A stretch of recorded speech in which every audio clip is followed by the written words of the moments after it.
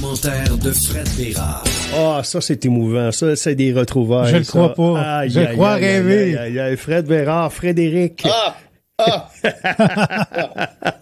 À chaque début de saison, c'est toujours un peu émouvant. Salut, comment vas-tu? Ouais, après 2 jours, on se tape. Oui, on est déjà tanné. Blasé ben raide. Salut, Fred. Salut, mon ami. T'as passé un bel été. T'as fait de la radio beaucoup cet été? Oui, en fait, à chaque jour, avec mon ami Lévesque, sur l'heure du midi. Tu aimais ça? Ah oui, c'était... Ben, tu sais, moi puis Denis, ça fait longtemps. Là, c'est lui, en fait, qui j'avais fait quelques affaires dans les médias ici et là, mais c'est lui qui m'avait amené à être régulier à TVA quand il y avait son show. Puis après ça, quand il a parti son podcast, il m'avait amené avec lui. J'étais le seul de la gang. Tu sais, on a une connexité, disons, particulière. Ouais. Et puis là, cet été, c'est ça, ils ont demandé de remplacer sur l'heure du midi à Cogeco 98.5. Fait qu'il dit, ça te tente de venir avec moi? Je dis, honnêtement, j'aurais pris une petite pause. Mais je dis, OK, ouais, c'est correct, ça va me faire plaisir. Puis là, c'est ça, c'était à tous les jours, en fait. Et puis au début, il me disait... OK, regarde, on va faire une chronique 10-15 minutes, mais il dit, arrive avant parce qu'il voulait que je sois en studio. Là. Ouais. Il dit, je vais peut-être te garrocher ici et là, dépendamment des sujets qui vont rentrer. J'ai dit, OK, ben, pas de problème. Alors, ça pour dire qu'au début, j'arrivais pour midi et demi, je sortais de là à 1h30, puis à la fin, j'arrivais à midi moins quart, je sortais à 2h30. Ben. Des fois que je faisais des 5 petites clips, des fois c'était très rapide, des fois c'était plus long. Fait que c'était plus généraliste aussi, mais non, c'était une belle expérience, c'était très cool. Puis tu sais, c'est comme avec toi ou avec mes autres chums animateurs, tu fais de la radio, puis l'été c'est particulièrement relax, on s'entend bien. Tout à fait. Mais il y a une grosse, tu sais, il y a beaucoup de controverses par rapport à. C'est une chaîne, le 98.5, qui je veux pas envoyer les gens là, évidemment. Non, mais il y a des gens qui t'ont écouté cet été, c'est sûr. Là. Il y a eu des enjeux ici et là, mais c'est bien ficelé, c'est bien géré, c'est une grosse machine, en fait, honnêtement. C'est impressionnant. Oui. Puis tu sais, il y a beaucoup évidemment à Montréal, c'est gros, puis Lévesque, c'est Lévesque. En tout cas, tout ça pour dire qu'on a eu bien du fun, c'était bien correct. Puis après ça, le 8 août, la saison, c'est fini. Et puis là, j'en ai profité pour aller faire une petite semaine en Turquie avec ma fille. C'était fantastique. C'était vraiment... Tu sais, la Turquie, là, Istanbul, une ville, pense-y, t'as une portion de la ville qui est en Europe, l'autre portion qui est en Asie. C'est fou, hein? Fascinant. Puis t'as le volet, ça ressemble vraiment, par exemple, je sais pas moi, à la Grèce, en quelque sorte. T'arrives sur le côté asiatique, là, évidemment, c'est différent. C'était magnifique. Puis après ça, j'ai fait une semaine tout seul en Tunisie. Ma fille est retournée en Europe parce qu'elle commence sa maîtrise là-bas. Fait que je suis allé en Tunisie. C'est là-bas sa maîtrise. Ouais, OK. Exact. Fait que j'étais allé en Tunisie tout seul. Puis Tunis, une ville magnifique. Mais tu sais, ils ont eu des enjeux. Là. Ils ont eu un régime très autoritaire. Les claques à la gueule se donnaient à qui mieux. Ça vient juste de se finir. Donc ça, c'était quand même assez instructif. Puis pour revenir avec Air Canada, j'étais pas avec Air Canada parce que j'achète jamais mes billets de retour parce que j'aime bien voguer, comme tu sais. Je voulais aller, par exemple, au Liban. Puis j'ai pas pu y aller parce qu'avec Israël qui garoche des bombes partout, je pouvais pas rentrer, là, à moins de rentrer de manière clandestine, là, comme j'ai déjà fait, mais là, j'étais trop fatigué. Je disais, au diable. Fait que j'étais allé à Tunis, mais là, il fallait que je revienne pour la télé, pour nouveau. Puis nouveau me dit, OK, lundi, tu vas être là. Je dis, oui. Mais là, avec le truc d'Air Canada, ça brassait encore. C'est que tous les autres transporteurs se sont dit, tiens, une grève, c'est super. Alors, nous allons profiter du capitalisme. Nous allons frauder tout ce qui bouge. Et là, j'ai regardé pour les billets. Je te fais pas de farce. OK, j'étais à Tunis. Mettons, mercredi, jeudi. Puis là, faut que je rentre au plus tard dimanche. Il y avait un billet le samedi de Francfort-Montréal. Je pouvais faire Tunis, Francfort-Montréal. Tu sais combien qui était le billet Francfort-Montréal? 4000. 7700. Je te jure. Là, je vais payer 5700 piastres. Genève, c'est en Suisse. Ouais. Je pense que le samedi ou dimanche, je me souviens plus. 5000 piastres. C'est une malade. Là, ça, c'est sans compter le billet de Tunis pour me rendre à Genève ou Tunis me rendre à Francfort, qui est pas la fin du monde, c'est 500 piastres, mais tu sais, quand même, ça s'ajoute. Alors, là, là, il y a le Milan qui est possible. Alright, je vais aller passer 3-4 jours à Milan, c'est pas forçant. Il y a l'Italie avec un petit Barolo tranquille. Mettons. Du bord. 2000 kek, let's go, on fait ça. Attends une minute. Le temps de prendre le billet. Ah, trop tard, sont tout vendus, c'est fini l'Italie. Fait que là, tout ce qui me restait dans ma besace, c'était de passer, si je voulais rentrer la fin de semaine, parce que je devais pour la télé, c'était Londres. Puis j'étais déjà allé à Londres, puis j'essaie de pas retourner aux places où je suis déjà allé, parce qu'il y a tellement de endroits dans le monde. Ouais. Mais là, j'ai comme pas le choix. C'est bon, OK, on va aller à Londres, regarde, c'est bien parfait, puis ça va être le fun. Je débarque à l'aéroport, un peu à l'avance, heureusement. J'arrive pour aller chercher mon petit billet. Le gars, il me dit, avez-vous votre visa? Je dis, quel visa? Ben, il dit, pour rentrer au Royaume-Uni. Je commence à rentrer au Royaume-Uni. Je dis, je suis Canadien, on est membre du Commonwealth, oui. On a les oreilles du roi sur notre argent. On rentre là comme au dépanneur d'habitude, là. N'allez pas me demander un visa. Il dit, oui, ça vient d'entrer en vigueur, même pour les pays européens. Alors là, mon oncle Fredo, il a été obligé de remplir une demande de visa sur son petit téléphone. Oh. Pas clair. Fait que c'est le gars qui pitonnait ses pitons pour moi parce que moi, je voyais rien de ce qui était écrit. La petite photo en ligne. Pas clair. 300 piastres. 300 piastres, le visa. Ah ouais? Juste pour ça. Fait que t'imagines la famille de 5 qui vient de se faire ajouter 1500. Ça n'a pas de bon sens. Et là, l'autre affaire, oublie pas, moi, mon vol, il part à 16h30. Il était combien de Londres à Montréal? Puis l'as-tu mentionné? De Londres, le billet, ben c'est ça, j'y arrivais, c'est 3000 cucs. Oh, palais. 3000 cucs plus 600 piastres, 500-600 piastres, Tunis-Londres, plus mon visa de 300 piastres, tu débarques à l'aéroport de Londres. Puis là, écoute, ils ont été obligés de traiter mon visa d'urgence. Là, moi, mon avion, il part dans 1h30, 2 heures, là. Là, j'attendais assis sur mon baluchon comme un jambon que Visa UK approuve ma demande. Finalement, ça a passé. Après ça, tu débarques là-bas. Écoute, je dis, ouais, on va prendre un taxi pour me rendre à ma chambre. Il faut partir en bicycle. C'est combien de temps? 1 heure. Je dis, OK, c'est combien 1 heure? Je dis, 300 piastres. Je dis, hey, t'es-tu fou? Je dis, voyons, pas payer 300 piastres de l'heure pour une ride de taxi. Ah, ben, c'est ça, les prix, monsieur. Puis là, c'est ça, oui. Tu vas faire quoi? Tu peux partir en nage si tu veux, mais il n'y a pas d'eau. Tu peux louer un taxi, mais il n'y en a pas. Fait que 300 piastres pour y aller, 300 piastres pour revenir. Et là-bas, je suis tout seul. Tu sais, je fais pas le fou, je m'achète pas de linge. Tu sais, je suis allé voir la maison de Mick et d'enfance de Jagger et de Keith Richards à Dartford. Un billet de train, tu sais, je vous jure, là, je ne fais pas le fou. Je vais dans les restos, OK, je me commande une pizza puis du vin, là, mais là, je veux dire, je ne vais pas manger un sandwich dans un dépanneur non plus. Ce petit détour-là à Londres, avec mes chambres d'hôtel, ma chambre d'hôtel était pas grande, c'était des petites chambres européennes, c'était bien situé, mais c'était pas grand. Ça m'a coûté, j'étais arrivé jeudi soir, je suis parti dimanche matin, ça m'a coûté 7000 piastres. Oh là là là là. Tunis, Londres, les 3 jours là, les 3 nuits, puis le billet pour revenir. Tout ton argent de poche que t'as fait à Denis Lévesque cet été. Non, j'ai vendu un rein. On va t'organiser un radioton. Moi, je suis juste allé dans les pays chauds, comme on dit, les pays chauds, puis j'étais content d'avoir acheté mon billet d'avance, moi, dire, quand j'ai vu tout ça aussi. Là, non, mais ça, c'est de la fraude. Ah non, ça n'a pas de bon sens. C'est de l'abus total. De l'abus incroyable. Londres-Montréal, c'est 7 heures. Puis un billet, habituellement, c'est 800, 1000, 1002. Ouais. Puis là, je vous dis, c'était le moins cher disponible pour le week-end. Puis tu sais, je suis pas tout seul à revenir. Non, on te croit. On travaille le lundi. C'était véhiculé, l'abus des compagnies aériennes. OK. Tu as continué de dénoncer le fascisme, le populisme au cours de l'été. Un petit été tranquille, finalement. Le fascisme prend pas de repos. Non, ça arrête jamais. Non, le fascisme, il continue.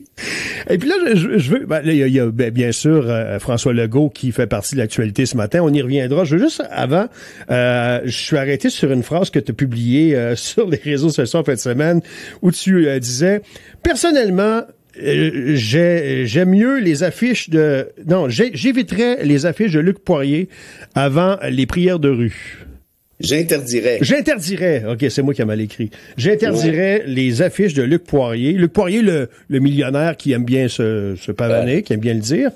Qui est lourd, lui. Ouais. Avant les prières de rue. Ça m'a fait rigoler. Et ça a suscité quand même pas mal de commentaires. Va plus loin dans ta réflexion, jeune homme. Écoute, faut pas faire du surintellectualisme avec une blague, là. Mais c'est parce que je sais qu'à Mont-Laurier, vous attendez des heures et des heures aux Lumières, au boulevard Paquette. Et on n'a pas d'affiche de Luc Poirier ici. Non, c'est ça. Grand bien vous fasse. Parce qu'à Montréal, évidemment, il n'y a pas de trafic à Montréal, ça c'est connu. Mais si tu portes attention, Tu vas voir, le bougre a mis des affiches de lui avec sa grosse face, mais c'est immense, là. Puis c'est écrit « Faire les choses avec passion ». lucpoirier.com. Là, je dis, est-ce qu'il est fatigant, lui? Il se présente à la mairie quelque part? Non, mais là, il est comme à tous les 3 coins de rue. Puis là, t'as sa grosse face qui te regarde quand t'es assis dans ton char. Tu te dis, mais qu'est-ce qu'il veut, lui, au final? Puis il y a des gens qui m'ont dit qu'il a fait ça. Je ne sais pas si c'est vrai à Québec, à Sherbrooke. OK. Je sais à quel point quelqu'un peut manquer d'attention. Il s'achète de la pub. Non, mais de tout. En tout cas, j'espère qu'ils n'ont pas fait gratis. Mais tout ça pour dire que moi, je trouve ça plus agressant qu'une prière de rue, mais ça, c'est juste moi. Le gars qui dénonce les impôts, alors qu'il a quand même, disons, un peu de favoritisme de la part du gouvernement, là. Le gars dénonce les salaires des agents de bord à Air Canada, qui par ailleurs travaillent c'est un 35 heures par mois sans être payés. Ouais. Hein? Le truc, là, c'est que tant et aussi longtemps que l'avion part pas, les agents de bord sont pas payés. Mais c'est quoi cette niaiserie-là? Là? Ouais. Tu sais, toi, mettons, t'arrives à radio 2 heures avant pour préparer ton show, ben nécessairement que t'es payé. Si j'arrive dans un restaurant, check tes affaires. Mais si j'arrive, je travaille dans un restaurant, puis ça prend 1 heure ouvrir le restaurant. Un restaurant, t'es obligé de me dire, je veux dire, puis ça dure depuis longtemps, eux autres, là. Ça fait un oui, puis tu sais, Poirier, toujours moi, je le trouve insupportable, ce gars-là. Puis il y en a qui disent, c'est parce que vous êtes jaloux. Mais non, je suis pas jaloux. Il faut arrêter de remettre ça sur les autres de la jalousie. Le gars, il a acheté le terrain 20 millions, OK? Avec ses partenaires. Il l'a revendu 240 millions au gouvernement du Québec. Ouais. Pour Norvolt. Ouais. C'est 10 fois la mise. Puis une fois qu'il a vendu ça, il dit, je suis tellement fier de participer à l'effort collectif en matière de développement durable écologique. Oui. Veux-tu fermer ta gueule? On voit ça nous a mené. Tu nous as, oui, ça s'est bien passé. T'as fourré le gouvernement solide, donc tu t'as fourré. Fait que là, regarde, à ta place, moi, ce que je ferais, je prendrais mon petit trou, ferais des petits tours de Ferrari, je les mettrais pas sur Crave, je ferais pas des affiches ces autoroutes, faire les choses avec passion, comme fourrer le monde, j'imagine. Bref, la paix, puis je te dis pas que je suis en faveur des prières de rue, mais si on me demande de choisir entre les affiches de Luc puis Joe Blow, je vais prendre les affiches de Luc. Et les prières de rue, c'est toujours, évidemment, le même, hein? Non, mais ça, c'est le fun, ce qui est très drôle. Pour ceux qui se posent la question puis qui m'écoutent, disent, mais moi, je suis vraiment contre les prières de rue. Ben, monsieur, madame, vous savez quoi? Il n'y a aucun problème. Soyez tranquilles parce que les prières de rue sont interdites au Québec, tant par le Code de la sécurité routière, tant par le Code criminel et tant parfois par les réglementations municipales. Alors, le gouvernement Legault nous fait jouer dans le bon vieux film de « je suis bas dans les sondages, je vais crinquer l'opinion publique », mais c'est comme s'il décidait de faire adopter une loi pour interdire le meurtre.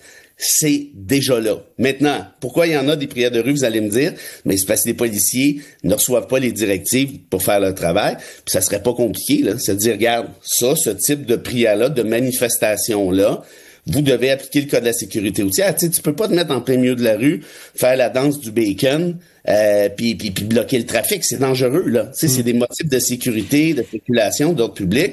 En d'autres termes, on va adopter une loi qui existe déjà au final.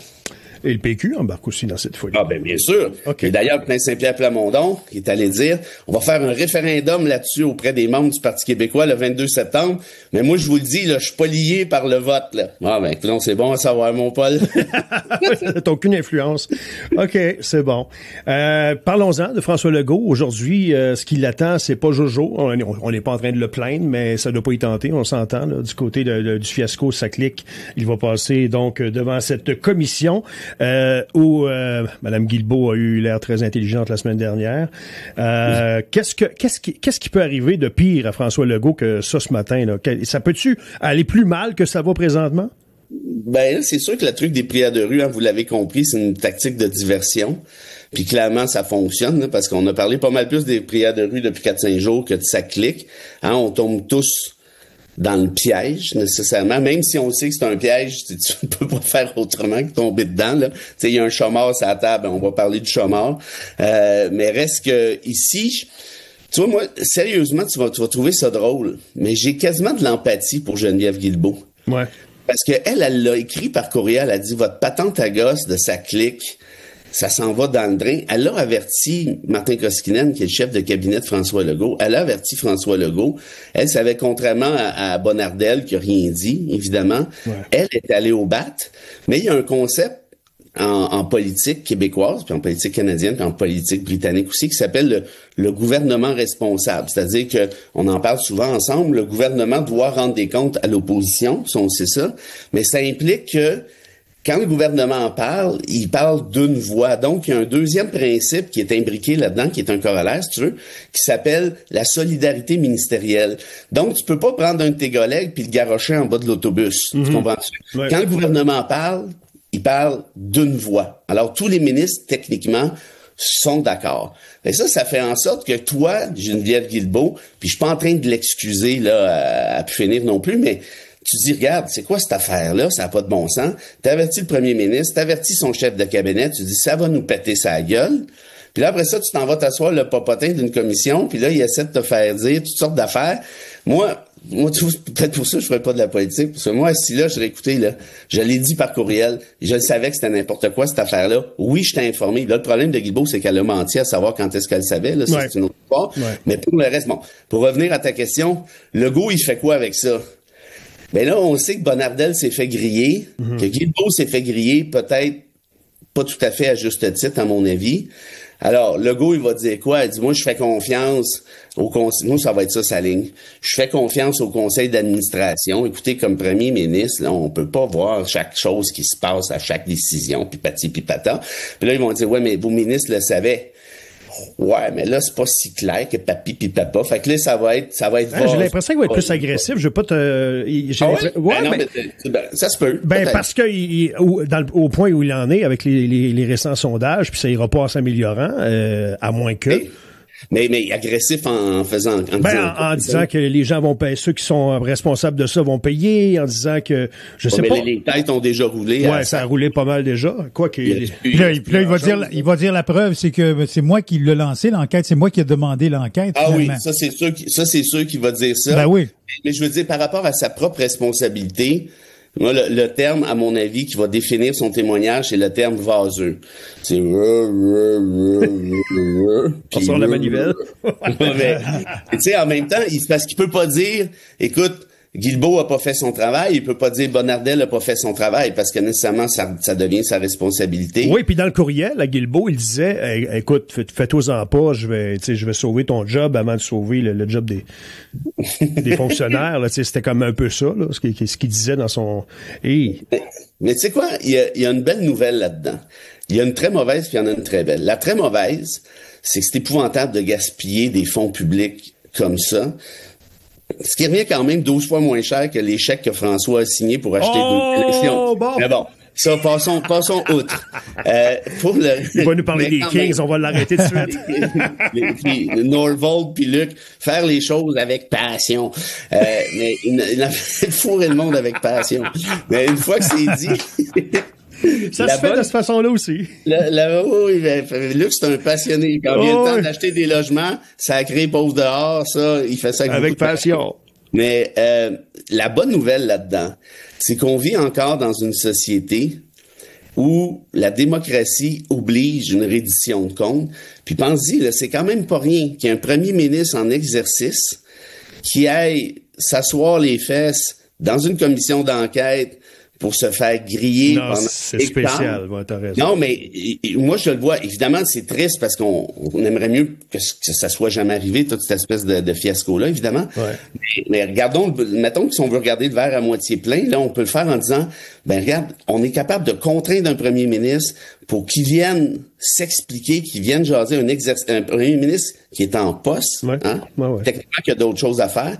Fait que bref, moi, je trouve que c'est un volet intéressant de savoir que ça existe encore, ces mécanismes-là, versus au sud de la frontière, où il y en a un certain qui finit par s'extirper de toute forme de contre-pouvoir et de reddition de compte, justement.